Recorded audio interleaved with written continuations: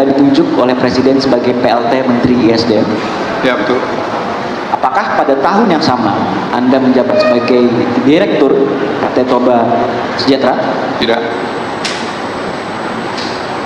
Lalu sebagai apa Anda di tahun 2016 menjabat Nah, sebagai? saya kan udah bilang tadi, Anda nggak nyimak.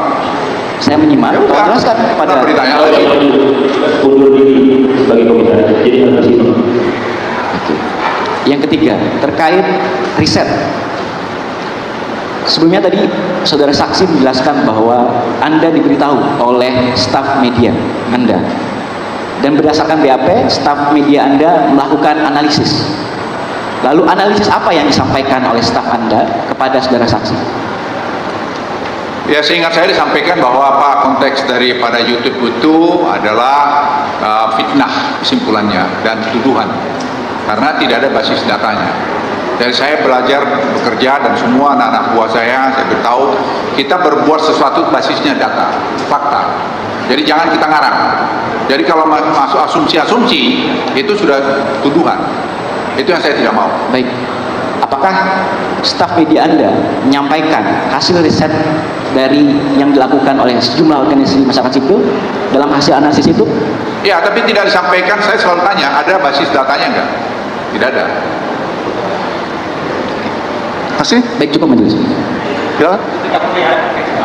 Mic-nya mana? Supaya tidak lemah lagi suaranya. Keras yang mulia. Tadi saya sangat mengapresiasi dari awal bahkan saudara saksi datang ke sini bahwa saya mengambil keputusan apapun berbasiskan fakta, berbasiskan punya integritas dan yang lain-lain. Nah, bahkan tadi sempat saya tanyakan, jika memang ada perubahan informasi saat ini, Anda yang mengkoreksi kesimpulan awal Anda saat ini, Anda bersedia untuk mengkoreksinya. Kalau itu memang faktanya. Demikian benar? Ya. Ya. Nah, berkaitan dengan hal tersebut, tadi berkali-kali kami bertanya terkait dengan adanya perjanjian bisnis antara perusahaan saudara yang dikendalikan oleh direksi bawahan-bawahan saudara dengan entitas asing dalam hal ini di Derewo, Papua. Nah, pertanyaan saya, karena Anda tadi bilang tidak tahu, kemudian setelah ditunjukkan tadi dokumen-dokumen juga tidak tahu, apakah saudara masih berkeyakinan bahwa apa yang dibicarakan oleh Haris dan Fathia atau yang ditulis oleh koalisi masyarakat sipil ini sebagai sesuatu yang tidak benar? Ya, tidak benar. Yakin, aku yakin tidak benar. Sampai kemudian kalau saya sampaikan di hadapan saudara buktinya dengan terjemahan tertulis termasuk perjanjian-perjanjiannya, apakah saudara masih menyangkalnya? Ya, kan harus diurut semua itu sampai Iya. kepada titik di mana mereka mengatakan kami tidak mau ikut di situ. Oke. Demikian dari saudara ya. Dari saya terima kasih. Sedikit ya. Ini untuk konfirmasi supaya saudara tetap sendiri. Saudara saksi dikatakan, saudara mengatakan. Coba mic ini yang lebih jelas. Coba, ya kasih itu kan bisa. Ya, saya pakai dua-duanya yang mulia biar satu Indonesia dengar yang mulia. Ya, Jelas. saudara mengatakan bahwa saudara disampaikan video itu oleh staf saudara yang bernama Singgi tersebut. Pertanyaan saya, bagaimana saudara Singgi tersebut menyampaikan video ini?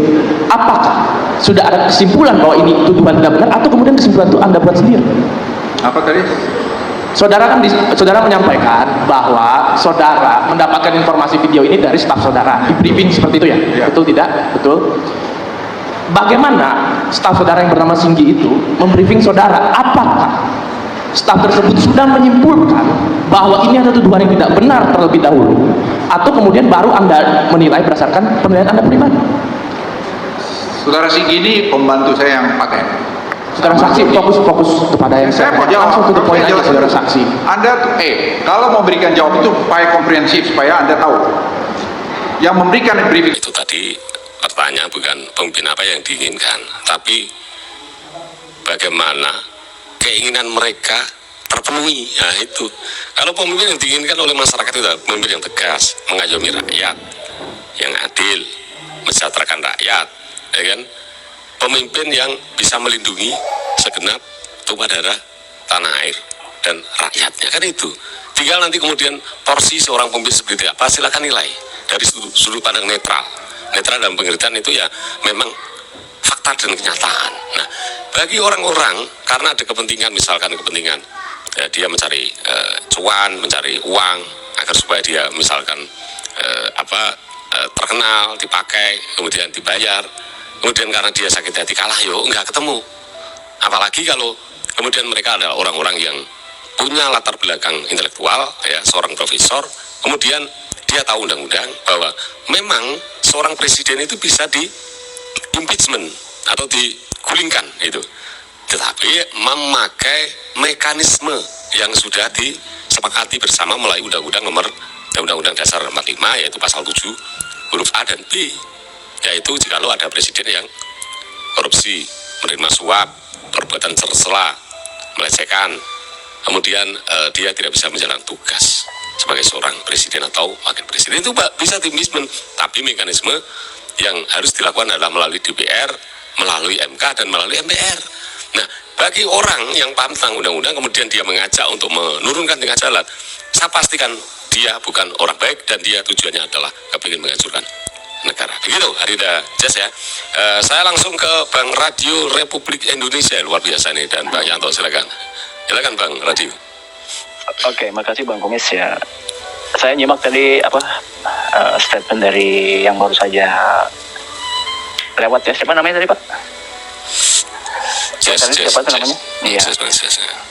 Kalau saya mengalami hidup berbangsa dan bernegara ini di dua masa ya. Di kepemimpinan Pak Soeharto saya sudah hidup, kemudian di era reformasi pun saya hidup. Jadi saya punya alat perbandingan ya. Jadi semacam program Pak Prabowo ini sebenarnya di era Soeharto itu sudah ada ya, dulu. Ketika ada kita kenal yang namanya 4 Sehat 5 Sempurna itu kan ya, itu juga salah satu program dalam rangka untuk meningkatkan gizi anak-anak Indonesia. Sebenarnya sampai sekarang posyandu, kemudian ada PKK dan segala macamnya kan, itu salah satu kepanjangan tangan dari pemerintah ya untuk meneruskan program-program itu sampai kepada masyarakat ya. Sebenarnya kan sudah ada instrumennya, sebenarnya sudah ada ya, walaupun tidak ada MBG gitu kan. Kemudian di era Pak Prabowo ini muncullah salah satu program prioritas ya. Ini anggaplah ini program prioritas dari Pak Prabowo ya, mengalahkan yang lain-lainnya ya. MBG ini adalah salah satu program yang anggarannya terbesar ya, nomor 1 terbesar dari anggaran-anggaran yang lain ya. Anggaplah ini program dari Pak Prabowo yang niatnya baik ya, niatnya baik. Kalau saya dengarkan waktu Pak Prabowo berpidato itu di masa akhir-akhir yang namanya di ujung-ujung kehidupannya gitu ya, udah tua, saya ingin berbuat baik pada masyarakat Indonesia, ingin memberi makan anak-anak Indonesia, mungkin dengan tujuan untuk meningkatkan gizi anak-anak Indonesia. Karena memang di banyak pernyataan-pernyataan dari masyarakat maupun dari para pengamat bahwa IQ orang Indonesia itu masih banyak yang di sekitaran 78. Bapak Pratikno pernah mengatakan itu ya. Kita langsung dengar dari Pak Pratikno, sebagian masyarakat Indonesia IQ-nya masih 78. Itu kan sangat memprihatinkan ya. Di era reformasi yang banyak banget media yang seharusnya bisa mencerdaskan ya, kok IQ orang Indonesia itu bisa anjlok sampai 78 gitu. Sedangkan di era Soeharto dulu, yang notabene medianya cuma hanya ada satu, TVRI pada waktu itu ya, belum ada media-media yang lain, IQ orang Indonesia itu masih di atas 100. Kecerdasannya masih di atas 100. Kenapa ketika kita masuk di era reformasi, justru IQ orang Indonesia itu bisa anjlok sampai ke 78? Itu pasti ada yang salah dalam mengurus masyarakat ya, generasi-generasi penerus kita ini ya.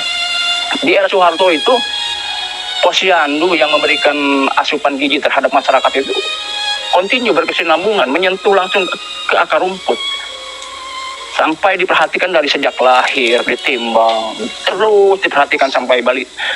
Yang di bawah 5 tahun itu benar-benar diperhatikan gizinya di era Soeharto ya.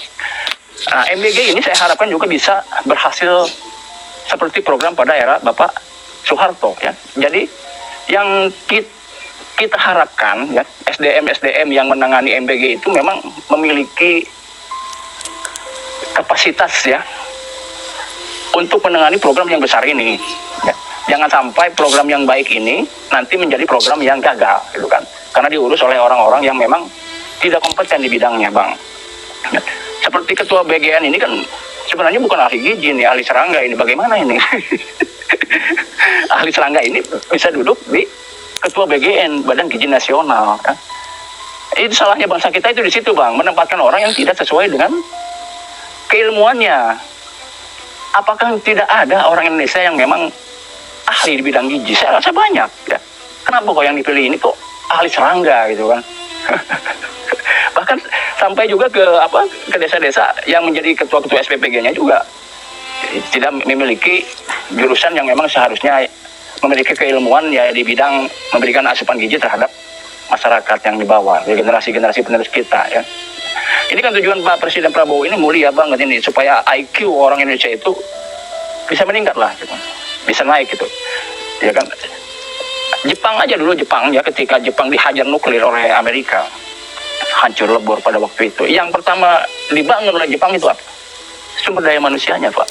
Dicari guru-guru yang berkualitas, ya, untuk mendidik anak-anak Jepang agar menjadi generasi penerus yang memang bisa diandalkan. Kita lihat Jepang hasilnya sekarang kan luar biasa, ya. Itu karena pendidikannya dan juga kualitas pendidikan dan guru-guru yang mengajar di situ itu berkualitas. Kemudian IQ orang-orang Jepang ya sudah jauh lah, kita udah susah ngejar Jepang. Ngejar Cina aja kita udah susah, ya. Negara tetangga kita aja Singapura udah susah kita kejar, kan. Itu salah satunya sumber daya manusianya yang harus kita tingkatkan. Dari kualitas pendidikan, asupan gizinya, kemudian lingkungan, ya kan. Semua berpengaruh terhadap tumbuh kembang anak-anak kita ke depan agar menjadi pemimpin-pemimpin yang memang berkualitas dan bisa bersaing di dunia internasional, ya. Itu kan harapan kita semuanya, ya. Mudah-mudahan ini SPPG dan ketua-ketua BGN ini mendengar, ya, aspirasi-aspirasi dari diskusi kita malam hari di Bang Kumis, ya. Ya, kita harapkan mereka benar-benar menempatkan orang-orang yang memang kompeten di bidangnya. Jangan sampai program yang bagus ini gagal, ya. Karena kegagalan ini kan diinginkan sekali sama lawan politik, ya, agar program ini gagal. Kalau program ini gagal, ya itulah kegagalan Pak Prabowo nanti ke depannya, ya. Bisa digoreng-goreng terus, gitu kan. Ya. Tapi cuma itu saja, Bang Kumis. Mungkin teruskan dengan yang lainnya. Oke, terima kasih Bang Radio. Saya tanggapi dua hal. Yang pertama, memang kalau mengangkat orang tidak sesuai dengan kompetensinya, yaitu misalkan ahli serangga kemudian menjadi kepala BGN, ya sebenarnya memang tidak linear begitu, ya, dengan akademisinya, pendidikannya, tingkat pendidikan. Tapi itu terjadi bukan hanya di kementerian atau badan, ya, tetapi kepala daerah itu yang menentukan arah daripada daerah itu sendiri. Tetapi sekarang juga kepala daerah banyak yang kejar paket C, gitu. Tapi sebenarnya problemnya tidak tertuju pada satu titik itu, karena kepala daerah punya kepala dinas, punya staf ahli, ya. Ya, yang penting itu kebijakan itu. Pun demikian kaitan dengan misalkan kepala Badan Gizi Nasional, Pak Dadang. Dan netral aja kaitan dengan itu, silakan Anda kritik. Memang benar bahwa kalau kemudian seorang pejabat tidak sesuai dengan jurusan akademisinya, maka dia ada sebagian yang tidak memahami itu. Pun demikian kaitan dengan kepala dapur atau kepala SPPG. Meskipun kemudian memang tidak dia memahami betul tentang makanan itu, tetapi ada ahli gizi di sana. Jadi sehingga memang ya ada bolong-bolongnya masih ada, karena sumber daya manusia kita belum mencukupi. Kalau menunggu misalkan semua kepala dapur harus misalkan ahli gizi semua, tapi di sana juga perlu adanya leadership juga, kan perlu juga, bukan hanya masalah makanan, tapi leadership untuk menyatukan persepsi, karena ada kaitan dengan misalkan ada komplain dan sebagainya, itu kan penanganannya itu kan perlu leader. Jadi saya kira di titik itu memang masih ada belung-belungnya, tetapi ini ya seharusnya memang harus kita kritik juga, karena kritik itu kan tujuan, ini kritik, yang namanya kritik ya ini bukan maki-maki, bukan kemudian menyerang tanpa data. Ini data bahwa memang kepala Badan Gizi Nasional memang dari pendidikannya memang berbeda, ya, karena menangani kasus gizi, kasus makanan, masalah gizi, masalah makanan, tetapi malah bukan ahli itu gitu. Tapi kalau misalkan kita kembali lagi, kalau kita menyalahkan ya yang mengangkat, tapi yang mengangkat bukan Pak Prabowo itu. Badan Gizi Nasional yang ngangkat itu kan dulu kan, kalau nggak salah Pak Jokowi gitu. Silakan Pak Yanto. Ya nggak apa-apa, silakan kita kritik ya, kita benahi gitu. Silakan Pak Yanto. Bang Radio bagus ya sebenarnya dia. Karena sebenarnya sudah disikapi juga ya. Ada influencer kita Bang, pendukung berat Bapak Presiden ya. Dia berada di barisan kita juga, yang namanya Sylvie Chan. Mungkin